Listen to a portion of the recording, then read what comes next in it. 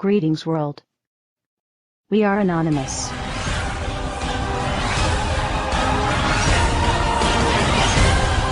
How is it that it seems no one remembers just a few short years ago?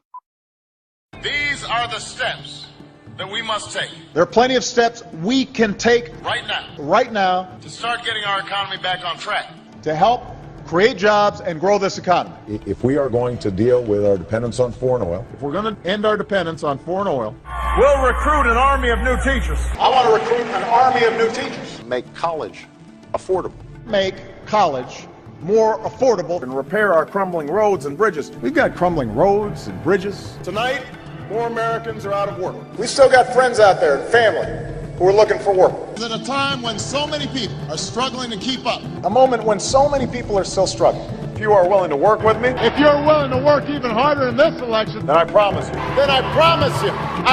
you, change will come.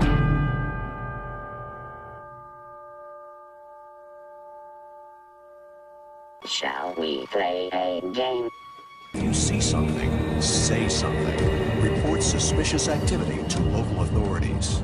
If you're not breaking the law, if you're not doing anything wrong, then you shouldn't worry what the government is doing.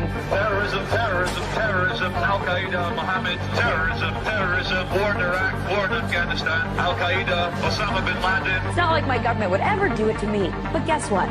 You're wrong. Protest is now illegal in the U.S. Move along, citizen.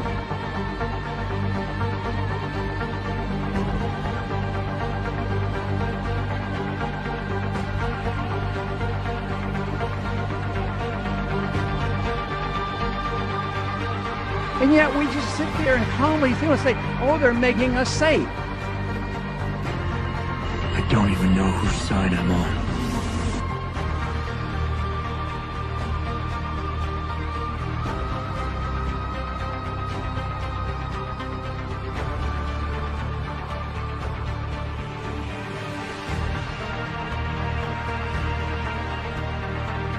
Okay, this is straight out of 1984. We're living in a police state.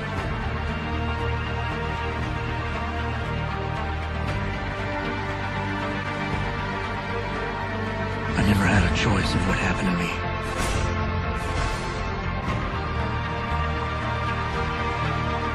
The city is being turned into a police state. Militarized riot gear, LRAD machines, and drones overhead.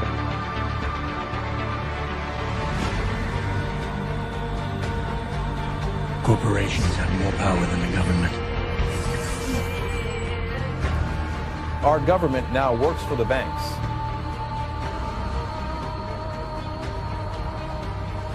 America, the greatest losses to our freedom have come not from someone attacking us, but from the government ignoring the Constitution and the majority letting them get away with it.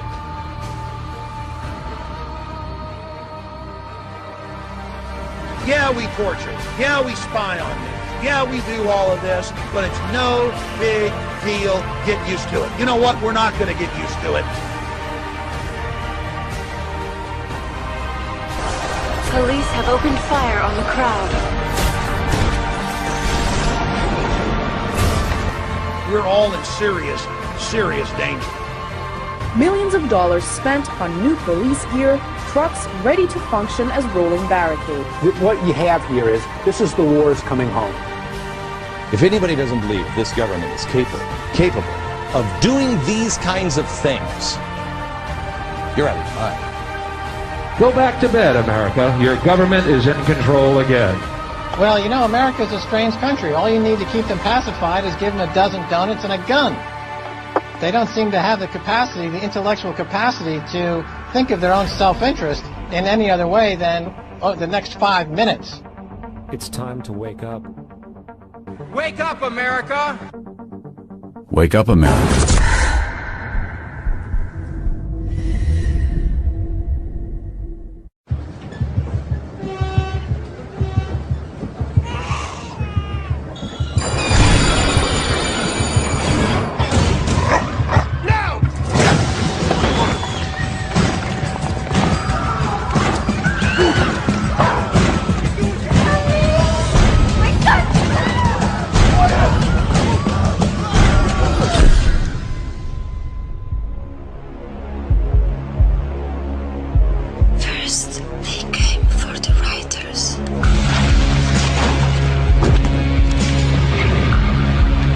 I didn't speak up because I was not a writer. Then they came for the students. But I didn't speak up because I was not a student. Then they came for musicians. But I didn't speak up because I was not a musician. And then they came for the Greens, the Muslims, the trade unionists, Christians, and the Jews, the travelers, the homosexuals, the journalists, the artists, the thuggers, the doctors, the philosophers, the economists, the anarchists and the politicians, the nerds, the Europeans, the Americans, the communists, the hackers, illegals, the homeless. And I didn't speak up because I wasn't any of them. Any of them. And then they came for me. And there was no one left to speak up for me. The proles, if only they could somehow become conscious of their own strength, would have no need to conspire. They needed only to rise up and shake themselves like a horse shaking off flies. If they chose, they could blow the party to pieces tomorrow morning. Surely sooner or later it must occur to them to do it. Until they become conscious, they will never rebel, and until after they have rebelled, they cannot become conscious.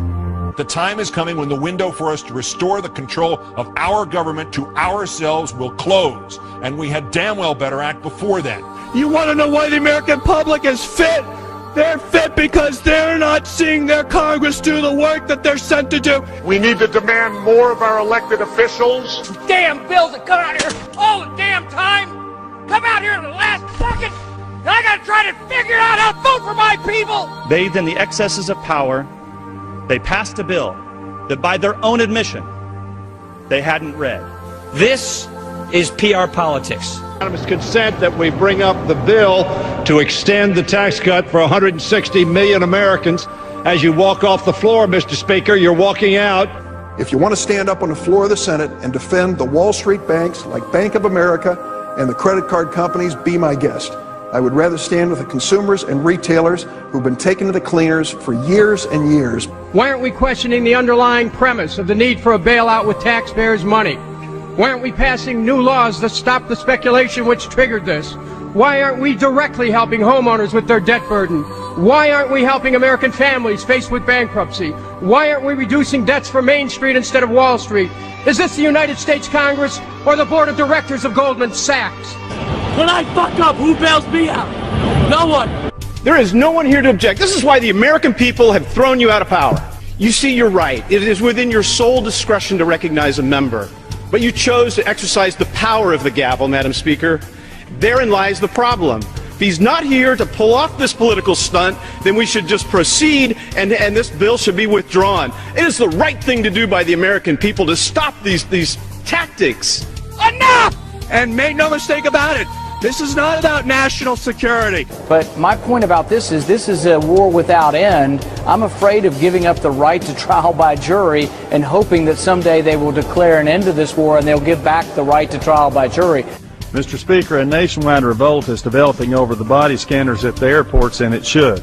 And we also know there are individuals who are making money off this. They say, trust us. Trust us, the people who brought us Katrina, to be competent in face of a disaster.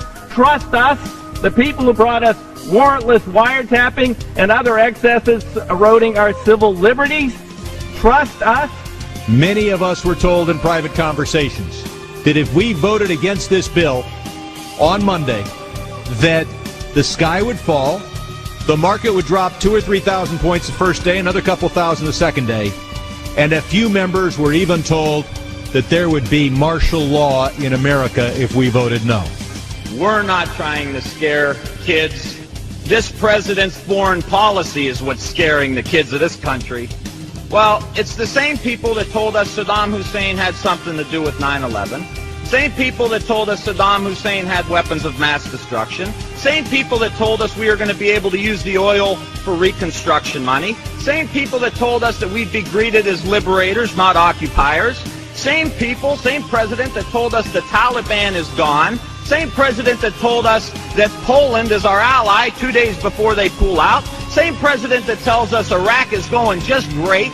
Same president that tells us the economy is going just great. Same people that told us the tax cut was going to create millions of jobs. Same people that told us that the Medicare program only cost $400 billion when it really cost $540 billion.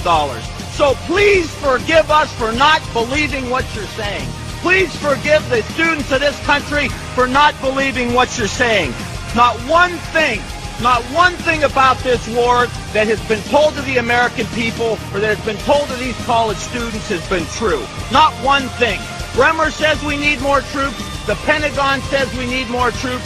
And this president can't get them from the international community. There's only one option left. Let's be honest with the American people. Fascism, by definition, is when corporations team up with organized religion and control the government. Do I have to say anything more? Wouldn't you say that we're on the brink if we're not there? We're witnessing a slow and steady takeover of our true freedoms. And now we see the government taking over banks. We see the government taking over car companies, insurance. We're being told what cars we can drive, how much we can make. And now they want to take control of our health care. It's one more attempt for them to put everything that we do day and night under the control of the federal government. Are you willing to sacrifice your freedom for liberty? Well, I say that they're taking away our free will. The American people are being forced to do something they don't want to do. But there really is a difference between us, and it's basically this.